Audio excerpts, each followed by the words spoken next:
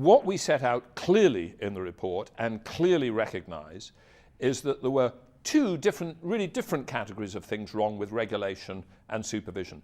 One was a global thing, the overall rules which the FSA was applying, but so was everybody else throughout the world, and which had been agreed at global level, and which everybody thought were highly sophisticated and effective, the rules in particular on how much capital banks had to hold, how much reserves to deal with problems. They were really woefully deficient. They've been transformed since then, but they provided not nearly enough buffers to deal with the unexpected. In addition, the FSA itself, as the supervisor of RBS, was not providing sufficient challenge to them. And that reflected, frankly, the philosophy of the time that what the FSA ought to be doing was a light touch approach, allowing banks to get on with their own business left to themselves. So there were a series of problems, both with the rules being applied and with the supervisory approach.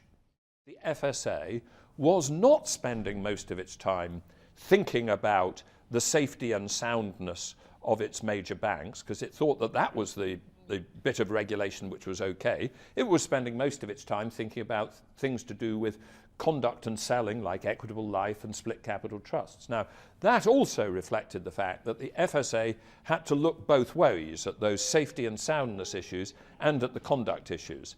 I think that was a mistake. I've come to believe that these are two separate challenges, and you need a group of people who are focused on the safety and soundness of banks, even when most of the rest of the world believes, as it did in 2006, that we were in such calm waters that the risks had disappeared. It is important that we learn the lessons, and indeed we need to understand that a lot of what we believed about the financial system, not just in relation to RBS, but in relation to the whole financial system across the world before the crisis, was wrong. It was believed by a lot of clever people, it was supported by a lot of the world's finest economists, but it was simply wrong.